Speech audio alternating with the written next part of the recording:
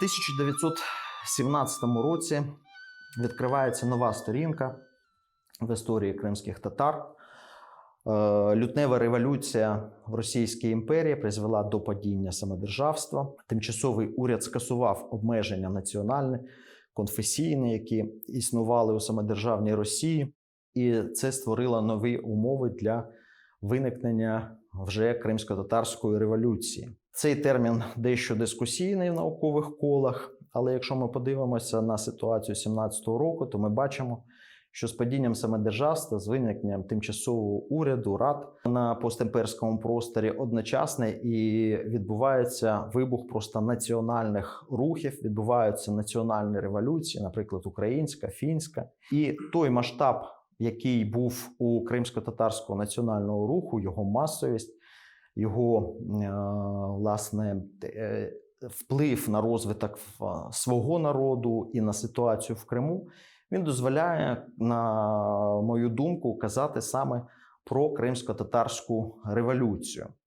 Коли у березні 17-го року в Криму виникають структури тимчасового уряду, ради, то деякі з цих структур ставилися до прагнень національних груп і корінного народу з великодержавних позицій. Ну, наприклад, кримських татар не взяли до складу Сімферопольської ради солдатських і робітничих депутатів. Це було одним з додаткових таких стимулів самоорганізовуватися. І ми бачимо дуже такий швидкий процес самоорганізації кримських татар після Лютневої революції. 25 березня утворюється тимчасовий Кримський революційний комітет на основі Кримського благодійного товариства. 7 квітня у Сімферополі збирається Всекримський мусульманський з'їзд, в якому бере участь фактично 2000 осіб.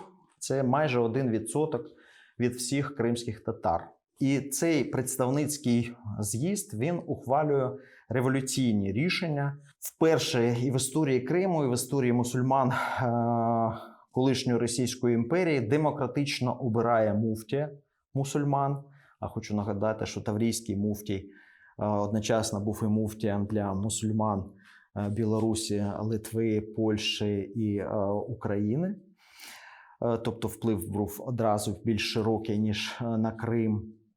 Проголошують, що вакуфне майно, яке Російська імперія оголосила майном духовенства, є насправді відтепер майном всього кримсько-татарського народу.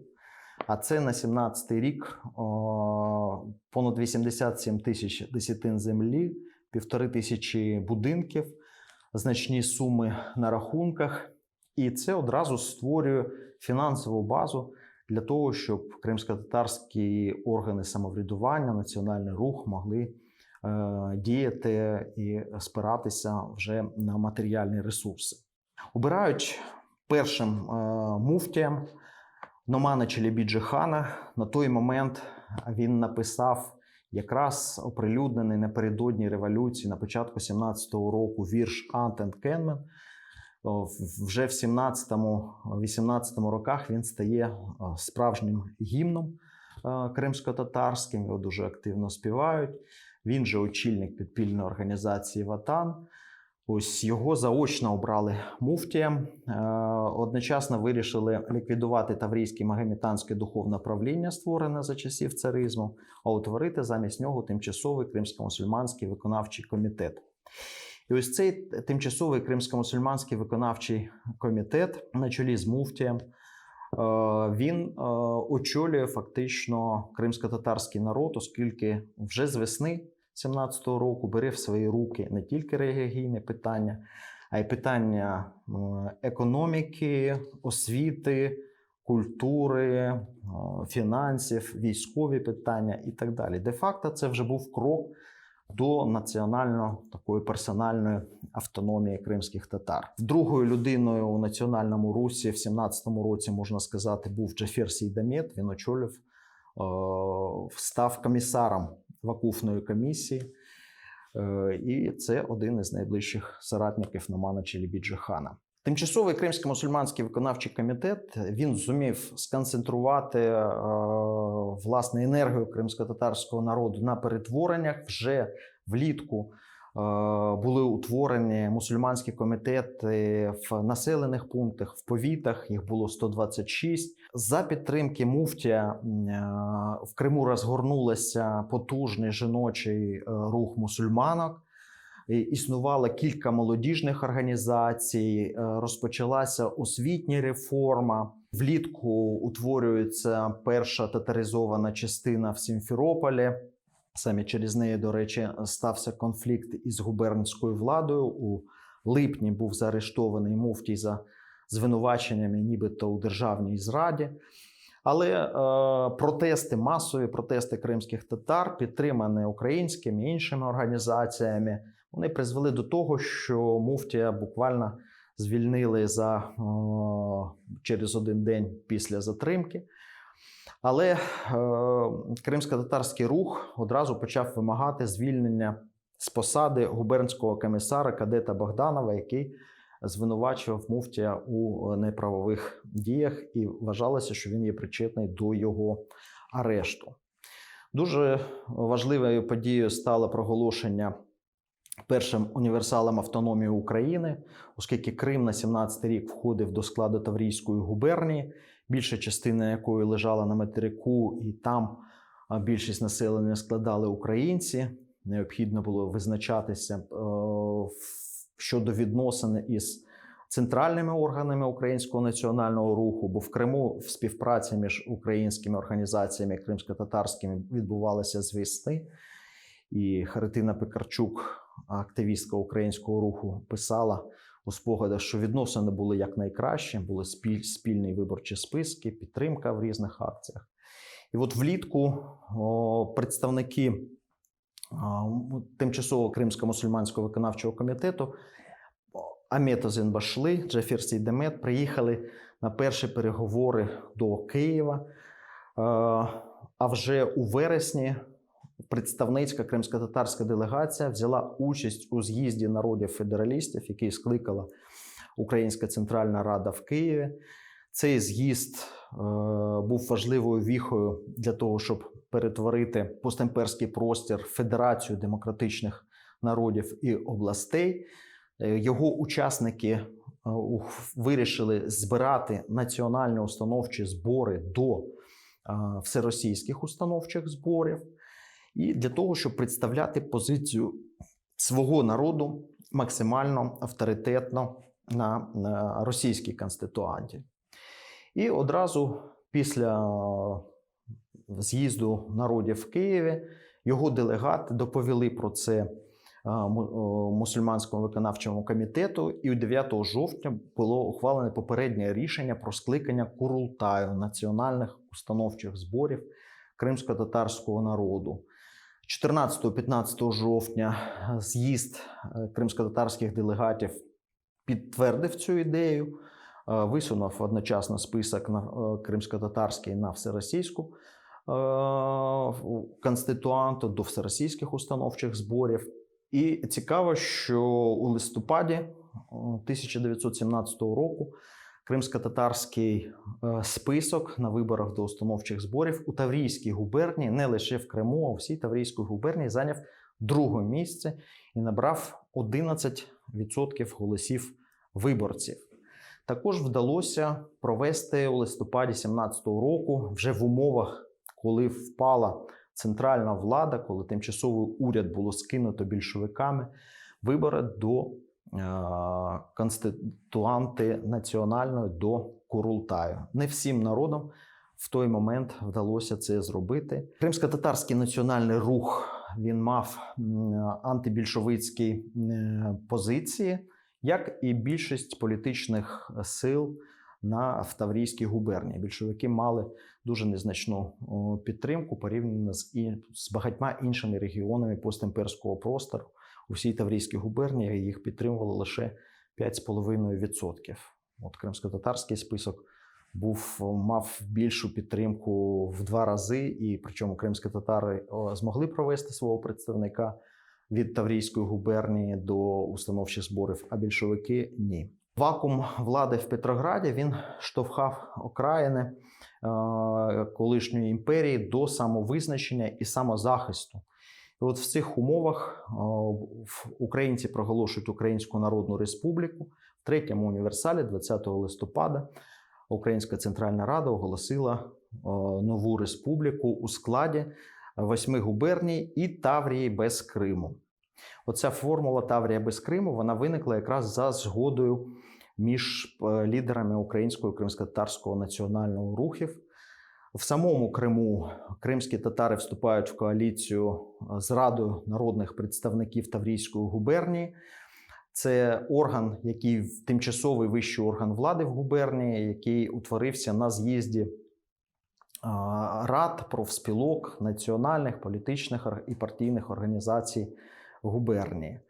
Причому вперше з кінця 18 століття, наприкінці осені 17-го року, кримський татарин опинився в керівництві територіально-адміністративної одиниці, яка включала Крим. До губернського комісаріату, першого його складу, в листопаді 17-го року війшов разом з Біанки і представником від українців-близнюком Амет Озенбашли. Це студент-медик, громадський політичний активіст. У грудні, 9-18 грудня в Бахчисараї працював Курултай як установчі збори кримських татар. Було обрано 79 представників кримських татар, в тому числі 5 жінок. І що дуже цікаво, це був на той момент безпрецедентний випадок. В Курултаї було не тільки делегати жінки, а і одним із 5 співголів стала Шефіка Гаспринська. До того в представницьких органах народів або в представницьких державних органів жінки ще не були у керівництві. Курултай працював над виробленням, як і належить, власне, національної конституції. 26 грудня були ухвалені кримськотатарські основні закони. Надзвичайно цікавий правовий документ, який поєднував в собі досягнення і європейської правової думки, мусульманського права, і звичаєвого права, адата, проголошував рівність чоловіка і жінки, демократичні права, регламентував діяльність національних органів самоврядування, парламенту національного, уряду національного. І для гарантування прав і свобод проголошував Кримську Демократичну Республіку, іноді ще говорять Кримську Народну Республіку. Але в пункті 12 кримськотатарських основних законів говорилося про те, що остаточне право визначити структуру влади якби в Криму мають всекримські установчі збори. І цю ідею проведення спочатку національних зборів установчих, а потім всекримських установчих зборів кримськотатарські лідери просували наприкінці 17-го року дуже активно, і вона була підтримана Радою народних представників Таврійської губернії. На жаль, демократичний шлях розвитку для Криму було перекреслено діями ліворадикалів. Більшовики і їх союзники, не маючи такої підтримки, щоб монополізувати владу в Криму, вони скористалися розагітованими військами сухопутними, а головне Чорноморського флоту, і з допомогою Збройної сили у січні 18-го року встановили повний контроль над Кримом і далі використовували Крим для того, щоб захоплювати владу на півдні України і на півдні Росії. Захопивши владу в Криму, вони розпустили і Курултай, і Раду народних представників Таврійської губернії. Муфтій, перший демократично обраний муфтій, він же був першим головою кримськотатарського національного уряду, утвореного 26 грудня 17 року. Він був заарештований більшовиками і 23 лютого 18 року розстріляний ліворадикалами у Севастополі, а тіло його було вкинуте в Чорне море. Влада більшовиків не мала широкої соціальної бази в Криму, і навесні, коли наступали німецькі, українські війська, а кримські татари підняли повстання. Їх влада у квітні 18-го року впала. Українські війська були німцями виведені з Криму через те, що в третьому універсалі була ця формулювання УНР включає Таврію без Криму. Хоча на початку 18-го якраз року українська влада Української Народної Республіки, вона скоригувала своє ставлення до Криму, і 14 лютого було ухвалене рішення уряду, що Крим має бути під впливом України, і одночасно мали гарантуватися права кримськотатарського народу. Про це, зокрема, заявляв дипломатичний представник України в Отаманській порті 24 квітня 18 року. Німецька імперія встановила на початку травня 1918 року повний контроль над Кримом. В цих умовах починають відновлювати свою діяльність ті органи, які розігнали більшовики та їх союзники на початку 18 століття. Наприклад, відновив свою діяльність парламентське бюро Курултаю. Повертаються ті представники Курултаю, які виїхали за кордон в Крим.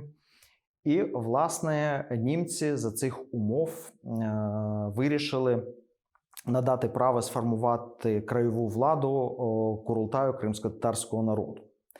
В Сімферополі збирається Курултай, туди приїздить із Константинополя Джафер Сейдамет. Він на початку 18-го року через Київ виїхав і Кавказ в Османську імперію. Ось він повернувся на турецькому судні.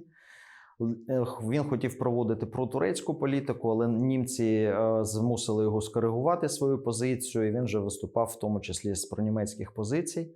А Курултай, який взяв у травні 18-го року курс на суверенізацію Криму, він надав право Джаферу Сейдамету сформувати уряд Криму, Кримський краєвий уряд. Переговори Сейдамета із російськими лібералами і соціалістами, власне, завершилися тим, що консенсус не було знайдено.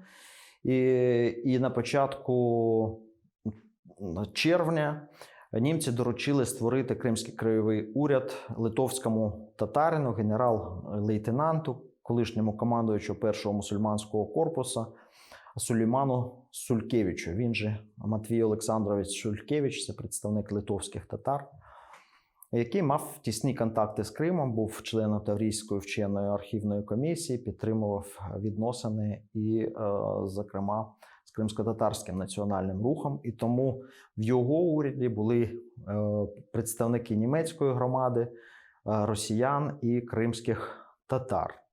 Міністром закордонних справ уряду Сулькевича став Джафер Сейдамет. В декларації Кримського краєвого уряду говорилося про те, що він буде прагнути до утримання самостійності Крима до моменту його визначення його майбутнього на міжнародній мирній конференції. Ще йде Перша світова війна.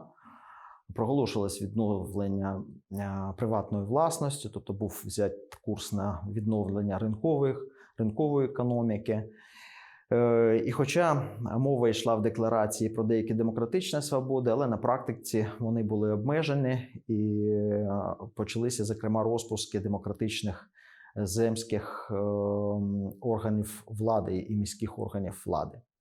Але при тому уряд Сулькевича був єдиним режимом політичним в період війни революції в Криму, який визнав національно-культурну автономію кримських татар офіційно і давав вказівку органам влади допомагати органам кримськотатарського національного самоврядування.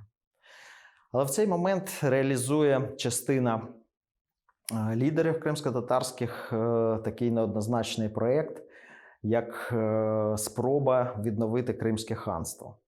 Джафера Сейдамета наприкінці літа відправляють разом з міністром фінансів Татіщевим до Берліна.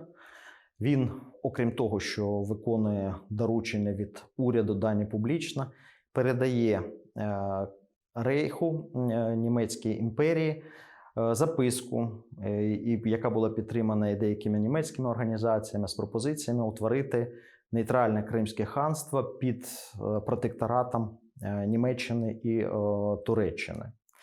Але кайзерівську владу не зацікавив цей проєкт. Власне, вони і офіційно не визнали навіть уряд Цулькевича.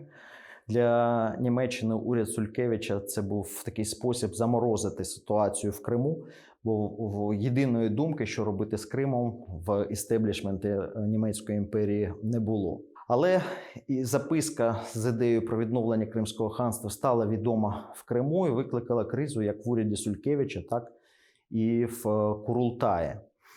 Посипалися звинувачення на весь кримськотатарський народ, але справа була в тому, що записку підписали лише Абляким Хільмі і Асан Сабрі Айвазов, керівник уряду і керівник парламенту, один з трьох керівників парламенту.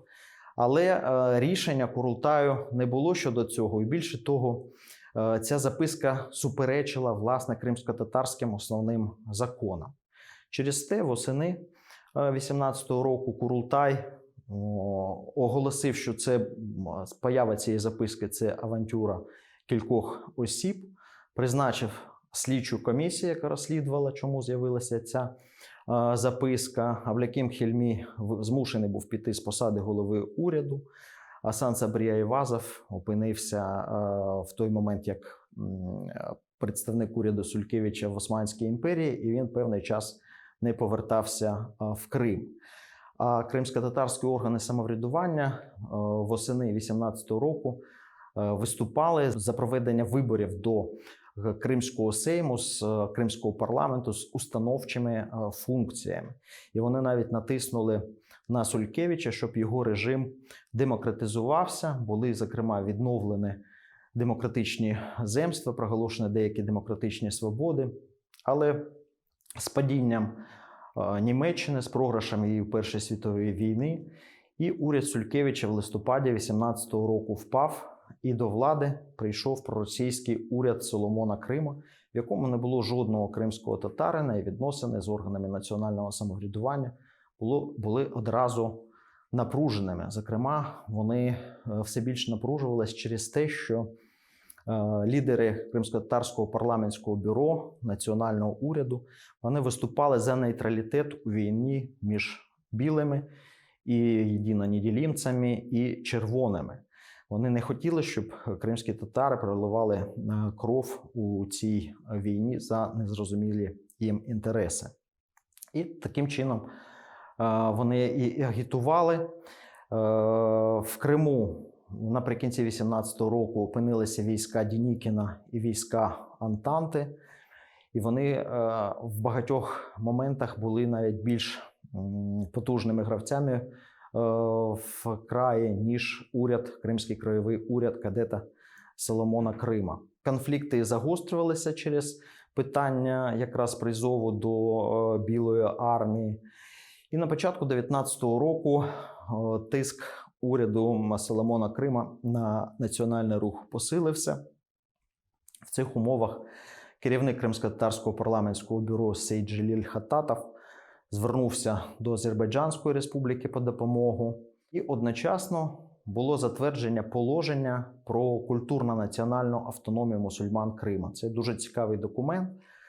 В ньому говорилося про національну культурну автономію.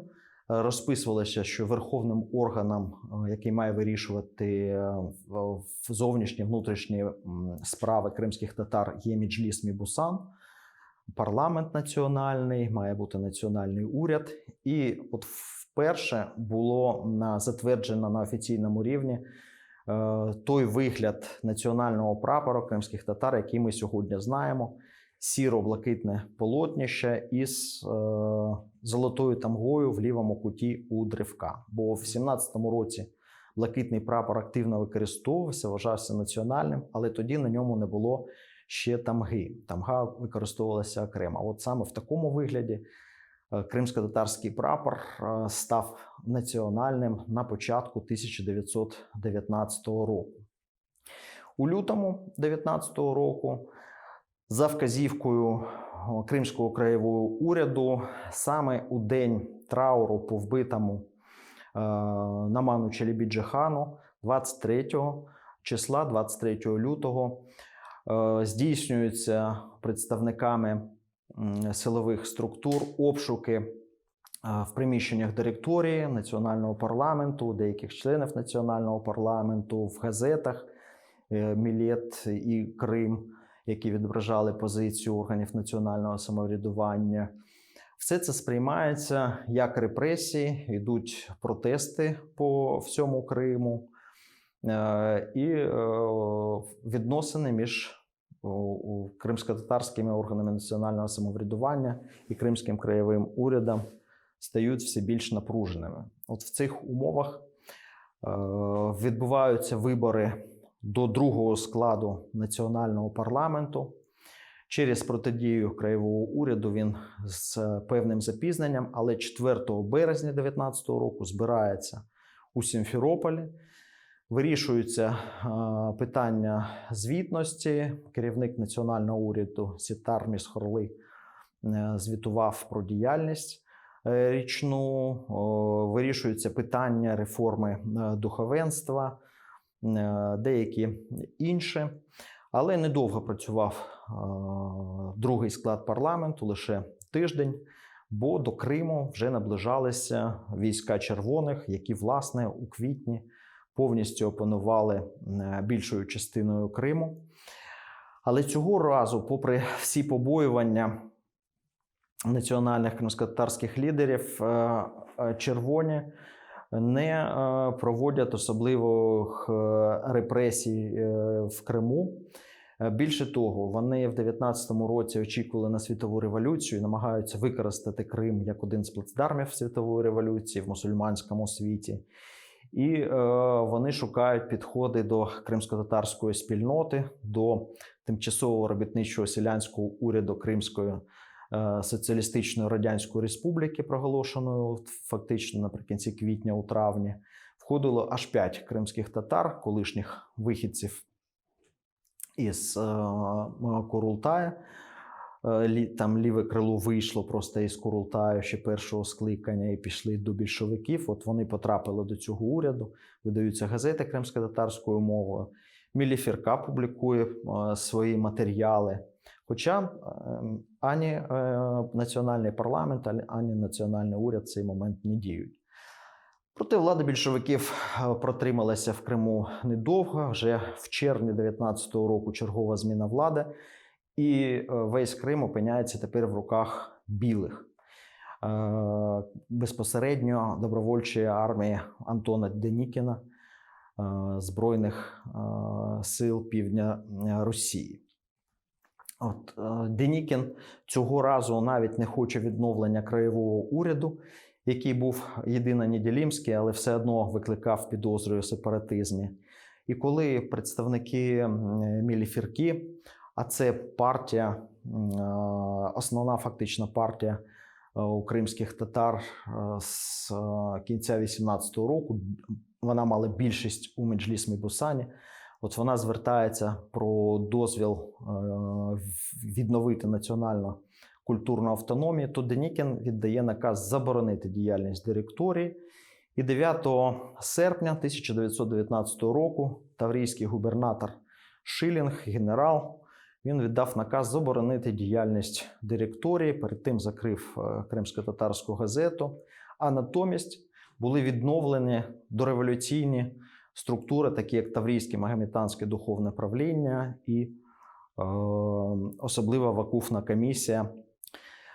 Ці події можна розглядати як завершення кримськотатарської революції, вимушене завершення кримськотатарської революції через зовнішні фактори. Вона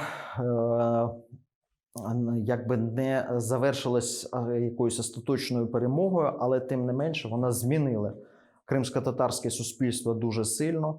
Були утворені органи національного самоврядування, були напрацьовані національні документи, такі, наприклад, як кримськотатарські основні закони. Змінилися положення жінки в позитивному сенсі дуже сильно. І були утворені кримськотатарські збройні формування і низка інших моментів, які трансформували кримськотатарський народ і перетворили його вже на такого колективного суб'єкта історії, колективного суб'єкта політичного світу. В умовах репресій білих режимів Кримськотатарський національний рух зосередився перш за все в підпільній діяльності Міліфірка.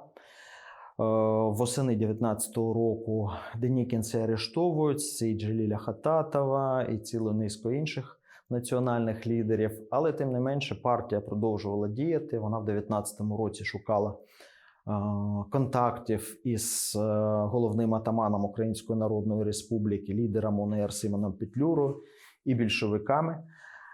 З більшовиками вдалося укласти тоді угоду наприкінці 19-го року.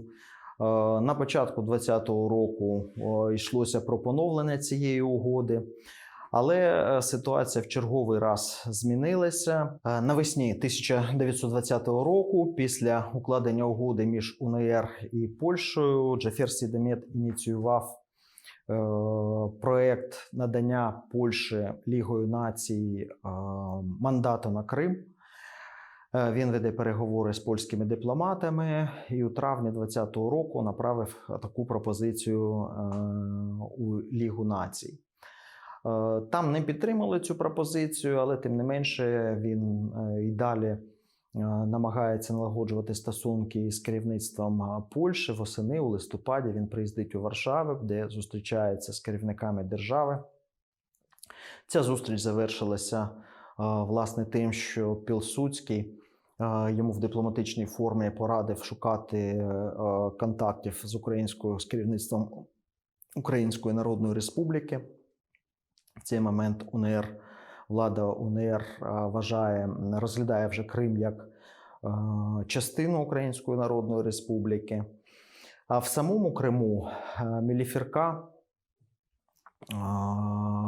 в 2020 році отримала нових керівників. Джафер Сі-Демет направив в Крим науковця, поета Бекіра Чобан-Заде, Мамута Нідіма.